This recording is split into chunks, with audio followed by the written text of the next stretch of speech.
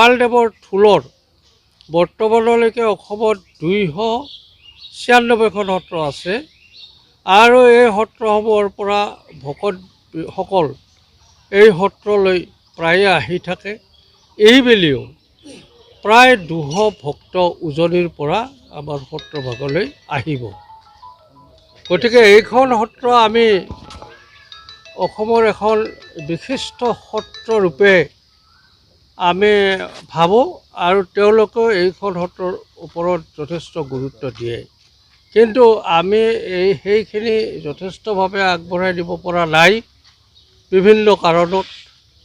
কাৰণ ইয়াতে গোপালদেৱে যেতিয়া ইয়াৰ পৰা গুচি গ'ল কালজাৰলৈ, কালজাৰত তেওঁৰ পৰলোক হয় আৰু তাৰপিছত তেওঁৰ বংশধৰ অৰ্থাৎ তেওঁৰ ল'ৰা কমলোচন দেৱ উজনিলৈ যায় আৰু অৰুণাচলত তেওঁ সত্ৰ স্থাপন কৰে।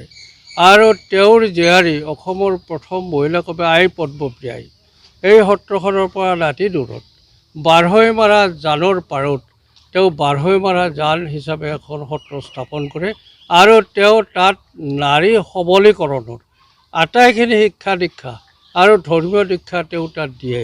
এতিয়াও সেই সত্ৰখন খুব জৰাজীৰ্ণ অৱস্থাত আছে।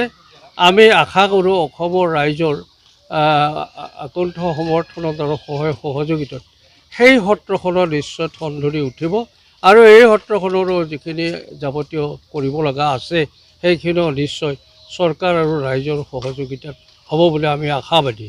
এতিয়া আমাৰ 3 দিনীয়া কাৰ্যসূচীত আমাৰ কাৰ্যকৰী সভাপতি কথাখিনি ক'বই ভালদৰে, তথাপিতো আমাৰ ইয়াত আমি আশা ৰাখিছোঁ প্ৰায় 300 উজনিৰ ভক্ত আহিব আৰু আমাৰ স্থানীয় ভক্ত যথেষ্ট পৰিমাণে আহিব আৰু আমি সকলোকে আহ্বান জনাওঁ ইয়াতে সেৱা লোৱাৰ কাৰণে সকলোৱে যাতে ইয়ালৈকে আহে, এইখিনিয়ে মোৰ ক'বলৈ